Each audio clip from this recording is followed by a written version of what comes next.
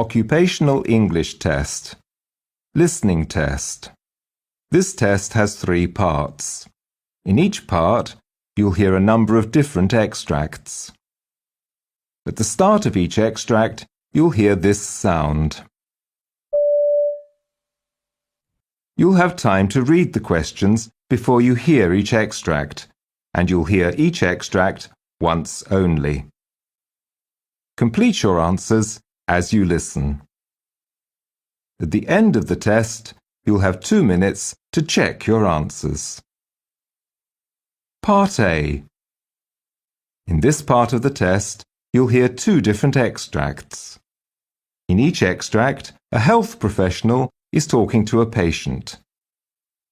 For questions 1 to 24, complete the notes with information you hear.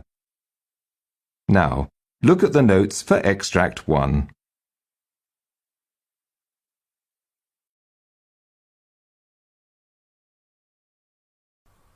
Extract 1. Questions 1 to 12. You hear a podiatrist talking to a patient called Kimmy Potts. For questions 1 to 12, complete the notes with a word or short phrase. You now have 30 seconds to look at the notes.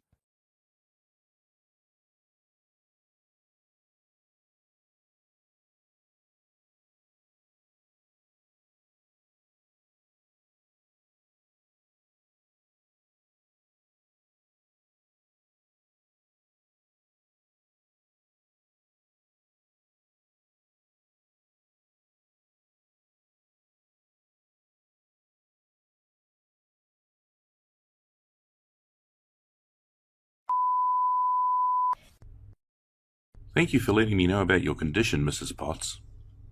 I've not had to remember so many details about my family in a while. Is there a reason why you wanted to know? So sorry. It's because there is one school of thought that intermittent claudication may have genetic causes, and I wanted to rule these out before we move on to the discussion of treatment. So wait, you think I have intermittent... Claudication. But don't worry, the condition is manageable and treatable. And you think it's been passed down?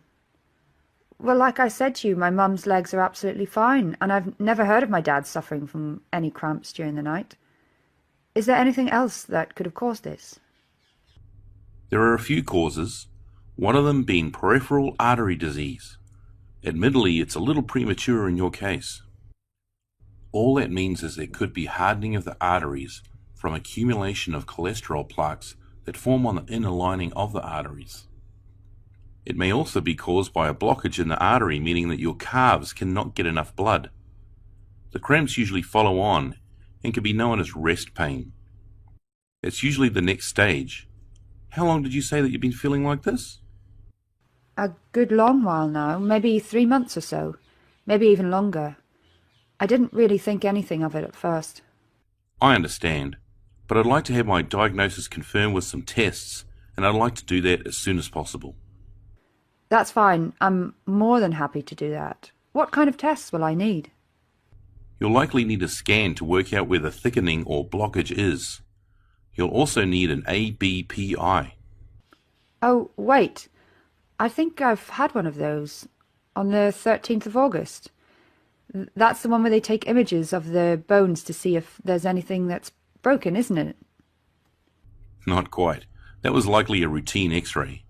An ABPI is an ankle brachial pressure index to test the blood pressure differences from your upper limbs and lower limbs. Okay, what do I need to do for that? Can we have it done today? We can, but to start off with today, I'd like to test the circulation of your feet. This will involve me feeling for your pulses and using a Doppler machine to listen to them. This will let me know if they are monophasic, biphasic, or triphasic, or in other words, have 1, 2, or 3 audible sounds. Right. I'll then pass this on to the vascular team, and they can take it from there with all the other tests that need doing. Is that okay? Yes, I guess. I'm just a bit overwhelmed is all. One minute I'm absolutely fine, going about my day as normal. The next minute I'm keeled over with pain that comes and goes as it pleases. Now you're telling me that I'll have to be strapped to machines and have pulses taken and Dopplers shaking. It's all a bit overwhelming, you know. I can understand that. Don't get me wrong, I'm happy to go and see whoever I need to and have whatever tests that are necessary. It's just that I wasn't expecting this. I mean, I'm quite young, only 24, and I'm in excellent health. I've been eating a strict veggie diet for as long as I can remember, and I detox regularly. I wake up at 6 a.m. each morning so that I can do some exercise before work, and that includes Zumba and Pilates. Other than a short spell of diabetes in '06, I've never had any medical conditions or even any reason to go and see my GP until now. I understand. It's tough to take in, but understand that we're here for you. All of us. And I'm happy to book a review with you in 2 weeks to go over the test results with you. Don't worry, Mrs. Potts. Really.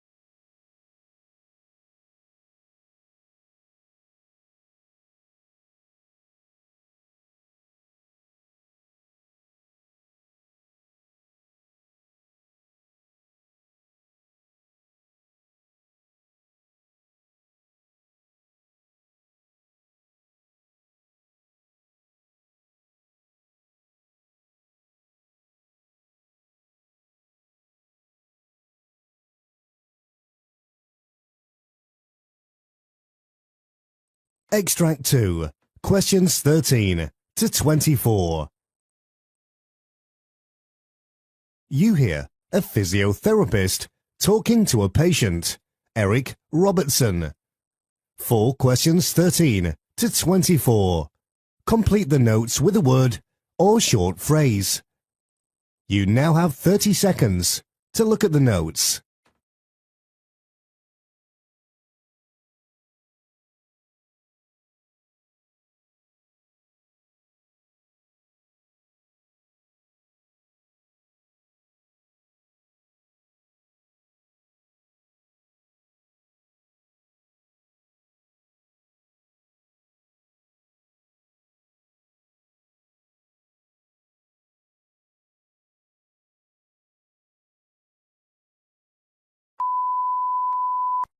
I know that you've been seeing my colleague, Mel, and she has left me some notes, but because it's your first time with me, Mr. Robertson, would you begin by telling me a little about your shoulder and the treatment that you've received so far? Let's start from the beginning, shall we? How did it happen? Yes, well, I've had this problem now for 7 to 8 months because of an incident with an ice pick. I'm an ice packer, you see, so I'm constantly having to make this sort of motion to dislodge some ice.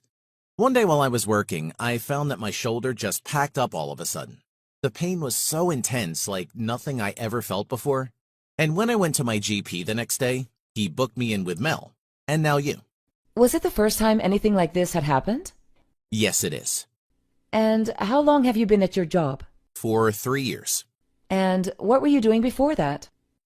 I was working in a warehouse. I've always had similar jobs in a warehouse, picking and packing, that sort of thing, since I left school at 16. And you're... 25 now. Okay. What about your medical history? Any related injuries before?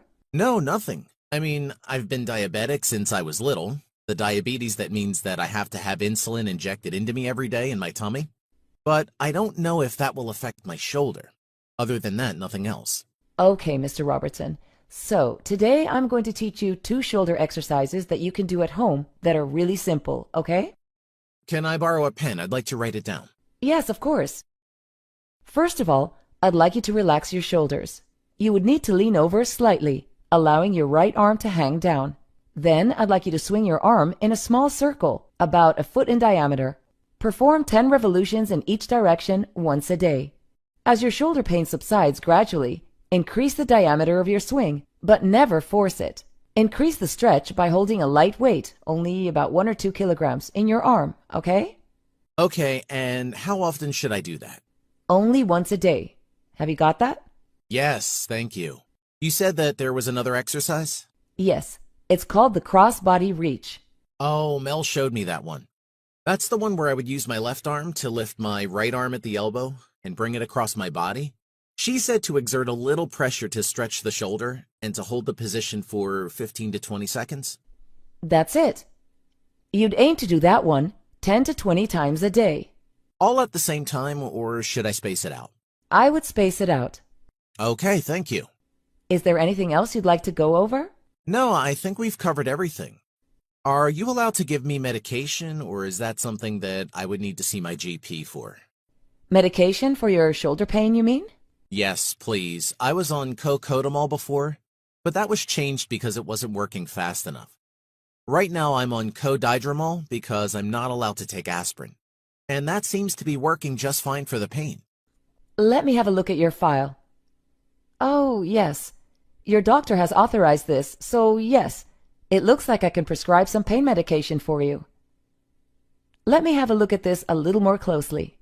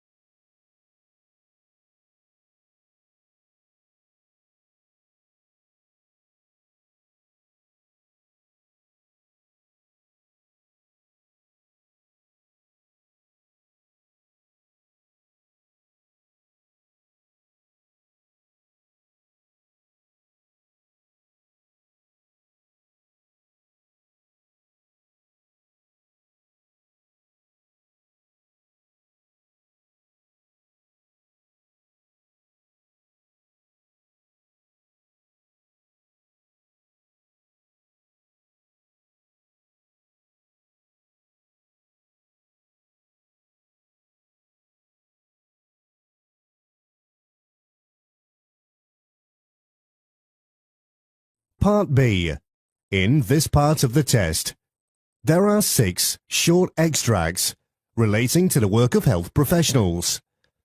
For questions 25 to 30, choose answer A, B or C, which you think best fits according to the text.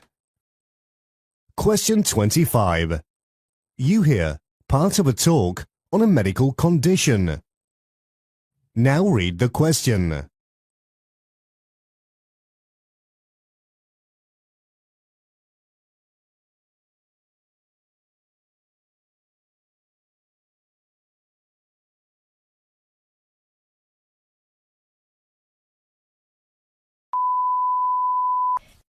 Autonomic dysfunction can be caused by a myriad of the following factors, and more than one can concur even in the same patient. Degenerative neurologic diseases such as Parkinson's disease, multiple system atrophy, and pure autonomic failure presenting or suffering from orthostatic hypertension and fixed heart rate responses, etc. An immune-mediated attack, either idiopathic or paraneoplastic, can be a source of focal or generalized autonomic dysfunction, as in Guillain-Barré syndrome or an autoimmune autonomic ganglionopathy. Metabolic and toxic damage, as in diabetes mellitus, amyloidosis, and Fabry disease. Genetic disorders, like in dopamine beta hydroxylase deficiency and familial dysautonomia. Abnormal reflex responses in carotid sinus hypersensitivity, vasovagal syncope, and other neuromediated syncopes, and probably in postural tachycardia syndrome, POTS. Abnormal sweating responses, as in generalized or focal hyperhidrosis, related to an excessive activation. Traumatic or tumoral spinal cord injuries at different levels and presenting with the so-called autonomic dysreflexia.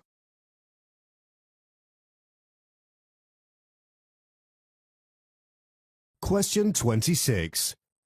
You hear a plastic surgeon talking about aging. Now read the question.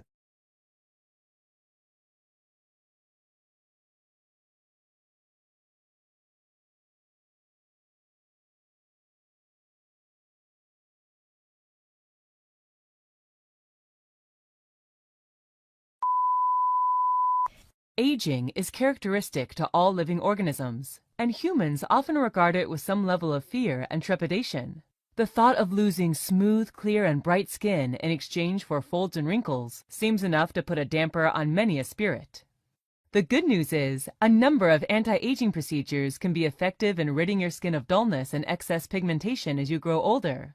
When the process is completed by a certified surgeon, skin procedures such as lasers, chemical peels, facelifts, microdermabrasion, and several others can be used to improve the quality of your skin and combat the effects of aging.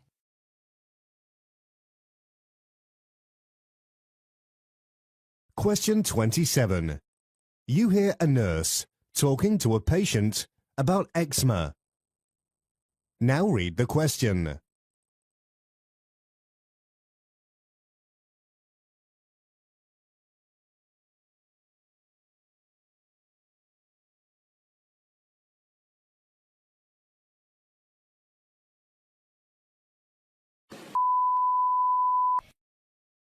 Yeah, I've brought my son in, and he has been scratching and has eczema on his hands and his arms, and it's been going on for a while now. I just don't know. I don't know what to do.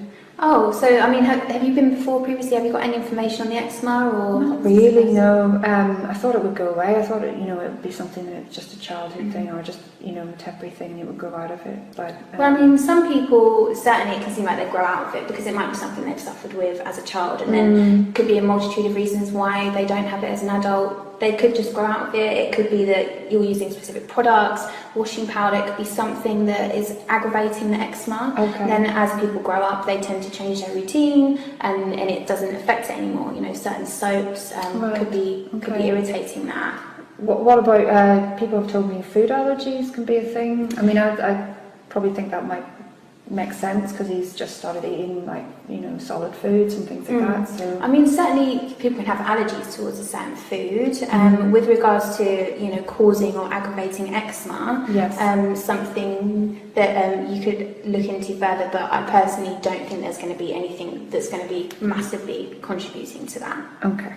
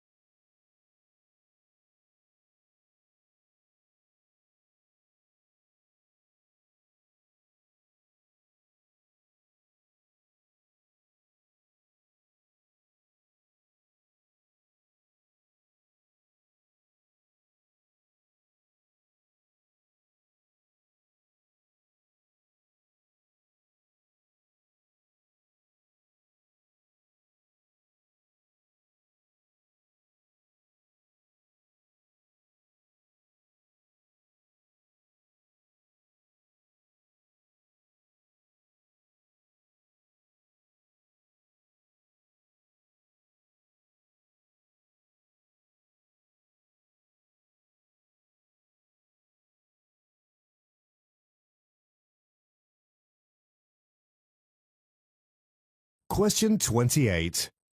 You hear discussion of a news article. Now read the question.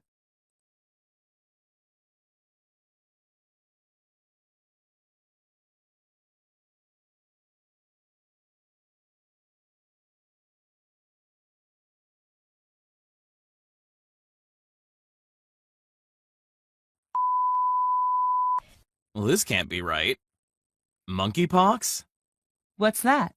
This article says that it's rare disease caused by the monkeypox virus. It usually originates in Central and West African countries, but there's been 2 cases in the UK so far. The article says that it spreads after close contact with infected people, and that the symptoms are usually fever, headache, muscle ache, backache, chills, fatigue, and swollen lymph nodes. Plus, a rash can develop that covers the sufferer's face and other parts of the body. It looks like they've contained the disease in the UK, and the 2 people who've got the disease aren't linked to one another, but both of them have recently been on trips to West Africa. Thankfully, transmission from infected people to the general population is extremely unlikely, and the 2 patients are getting the best care from some of the best tropical disease specialists in the world.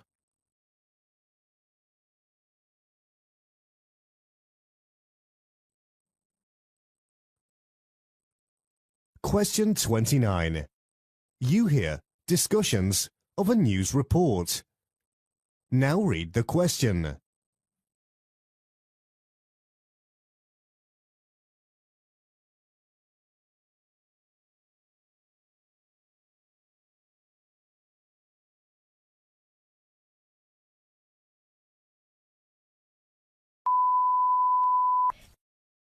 This news article has to be a joke. A local school that asked parents to respect the rights of others who do not want to vaccinate their children is now struggling to manage a severe chickenpox outbreak. An estimated 80 pupils have been diagnosed with the infectious disease within the last fortnight after the condition was contracted by an unvaccinated 9-year-old student. Those with the condition make up a quarter of the entire school, whose records showed that only 73.2% of pupils had been vaccinated against chickenpox, compared with a national figure of 92.1%. I can't believe this could happen, considering the fact that the government in Victoria have introduced the no jab, no play policy. That was supposed to mean that all children enrolling in preschools and nurseries had to have up-to-date vaccinations or pre-approved exemption. They really should have made it mandatory for primary and secondary schools too.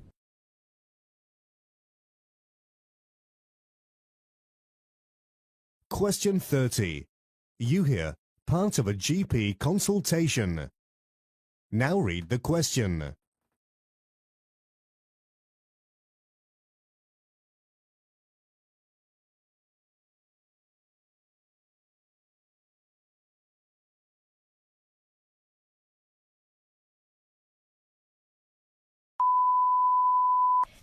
Hello, my name is Stephen Williamson, one of the doctors here, and you must be Mike. What brings you here to see me today, young man? I fell off my bike, sir. Oh, ouch.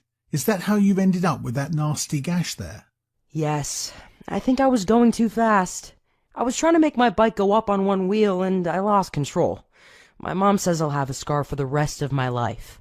Well, not necessarily the rest of your life, but you will be able to see something there until it fades. I'm going to stitch that up for you to stop the bleeding and so you don't get an infection, okay? Will it hurt? No, first I'll clean and numb the area and I'll give you a local anaesthetic. You may feel a little tug during the procedure, but it's more irritating than painful. I'll also book you in an appointment to come back in 7 to 14 days to have them removed. It would have healed by then. Thank you. That's okay. In the meantime, I need you to keep the wound bandaged and dry at least for the first day, and you'll need to wash around the wound with clean water at least twice a day. I'll prescribe you with some jelly rub to put on it too.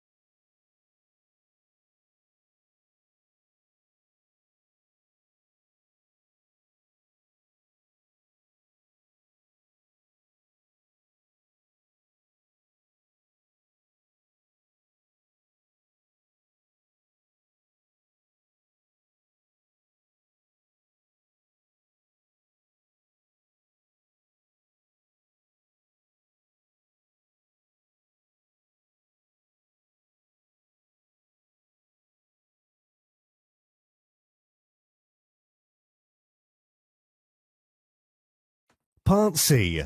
In this part of the test, you'll hear 2 different extracts. In each extract, you'll hear a healthcare practitioner talking about aspects of their work. For questions 31 to 42, choose answer A, B or C, which you think best fits according to the text.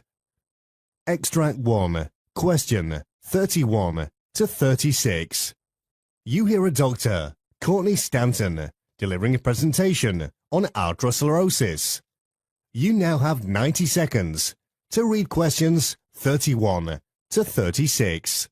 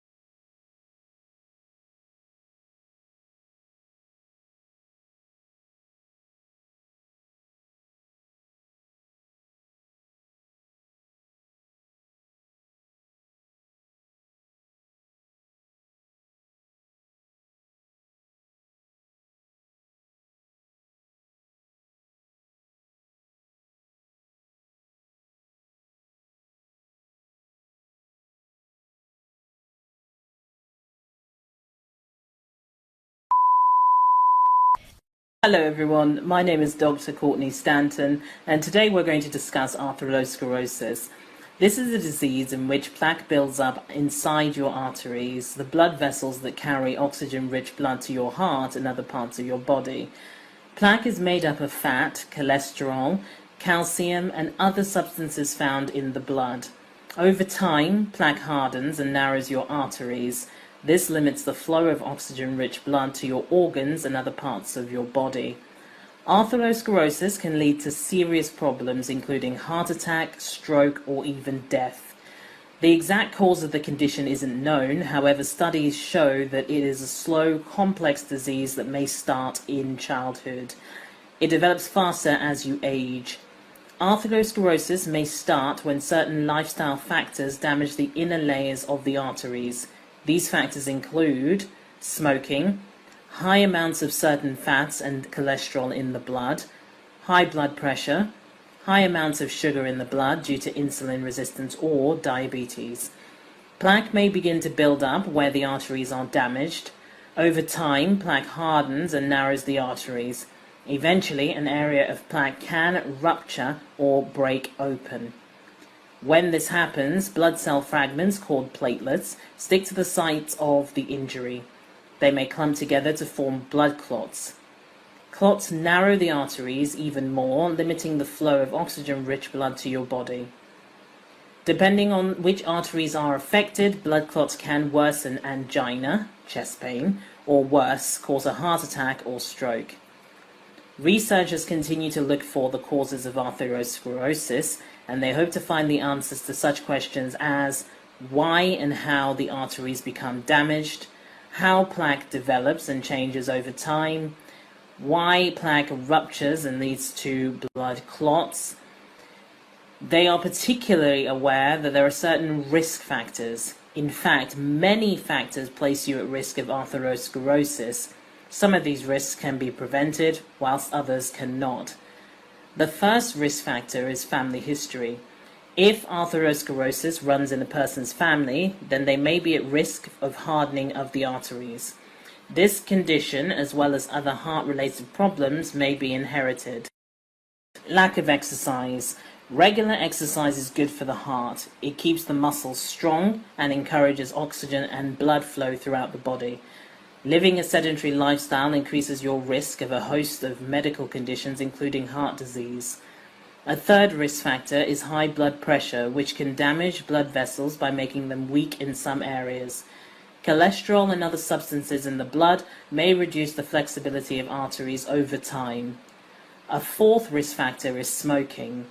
Smoking tobacco products can damage blood vessels and other areas of the heart.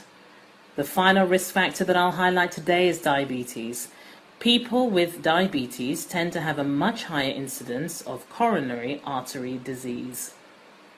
Most symptoms of atherosclerosis aren't noticeable until a blockage occurs. Common symptoms include chest pain or angina, pain in the leg, arm, and anywhere else that has a blocked artery, shortness of breath, fatigue, confusion, which occurs if the blockage affects the circulation to the brain, and muscle weakness in the legs from lack of circulation. Once a blockage occurs, it's generally there to stay.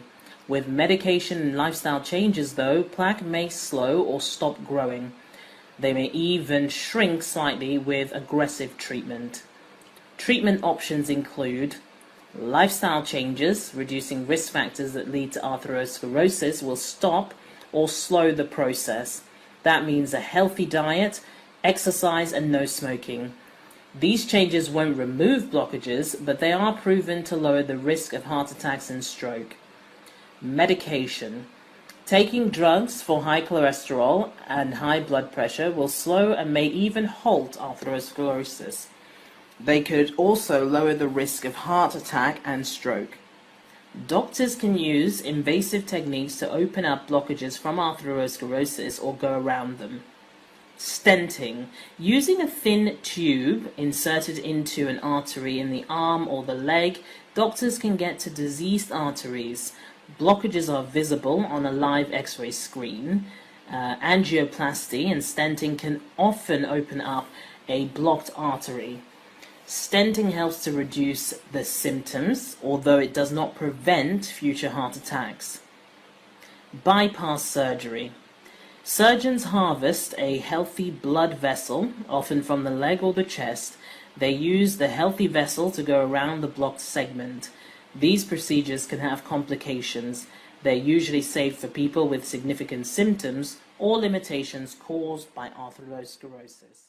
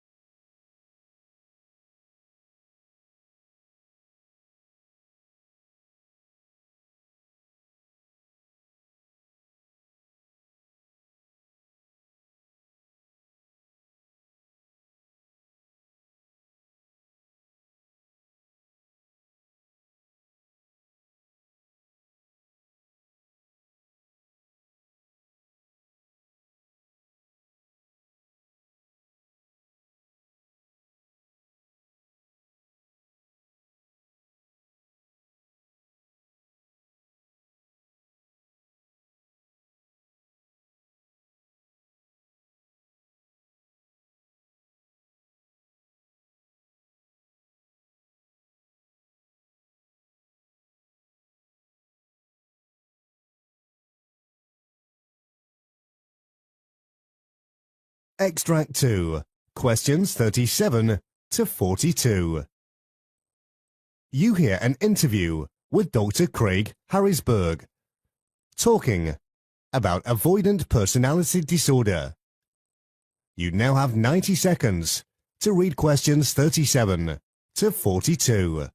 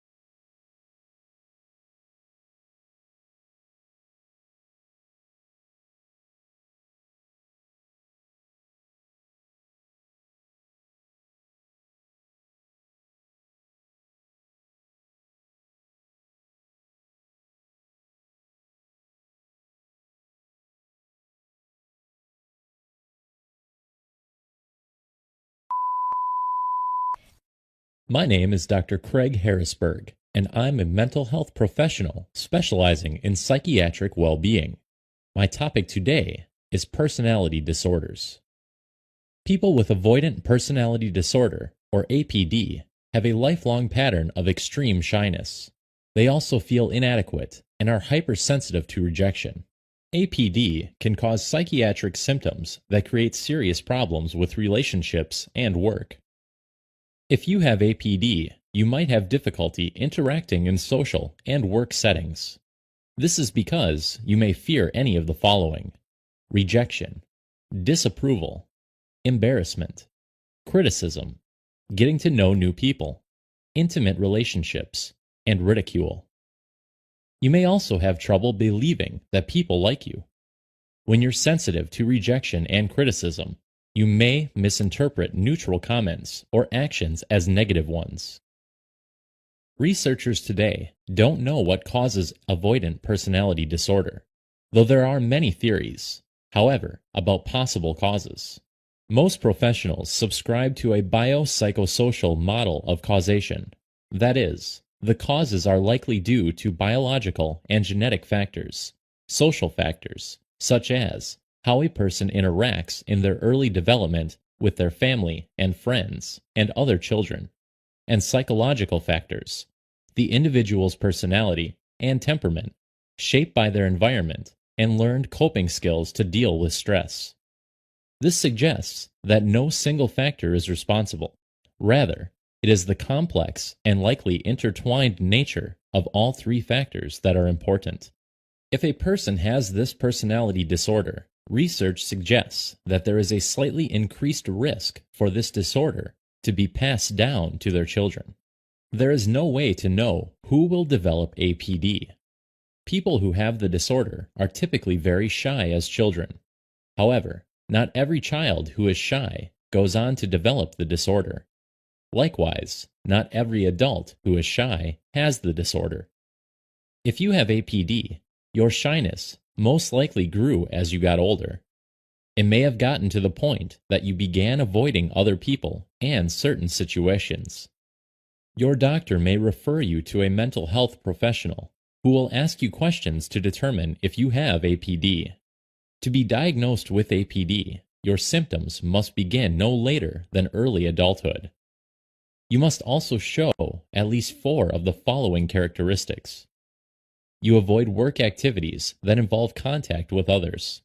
This is due to fear of criticism, disapproval, or rejection. You're unwilling to get involved with other people unless you're sure they will like you. You hold back in relationships because you're afraid you'll be ridiculed or humiliated. The fear of being criticized or rejected in social situations dominates your thoughts. You hold back or completely avoid social situations because you feel inadequate.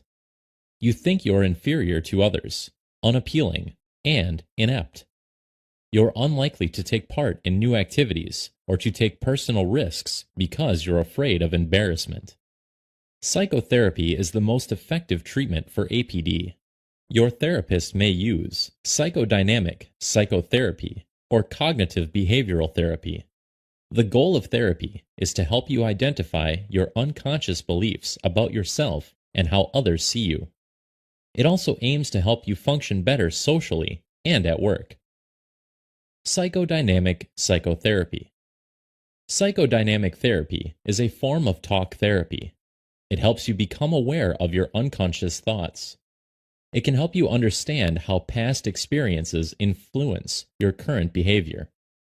This allows you to examine and resolve past emotional pains and conflicts.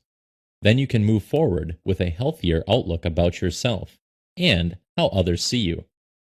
Psychodynamic psychotherapy produces lasting results with benefits that continue after treatment.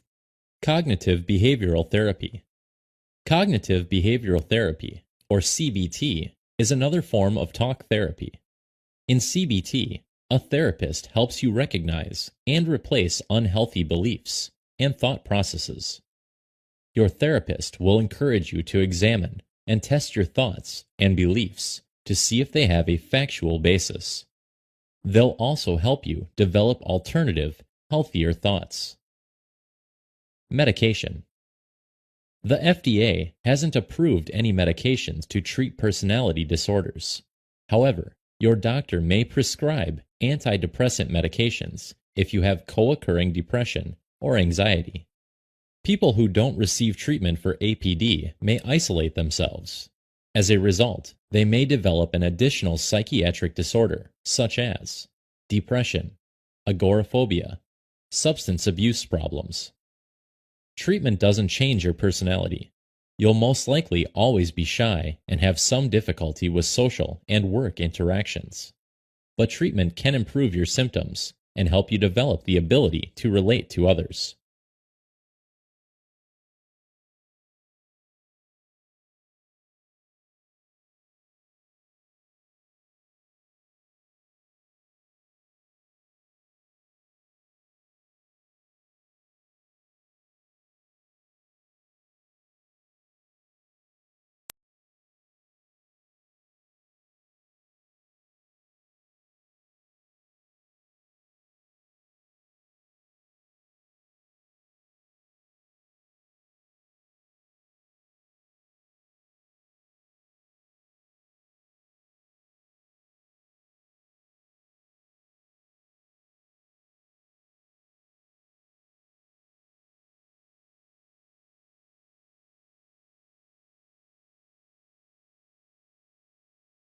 That is the end of Part C. You now have 2 minutes to check your work.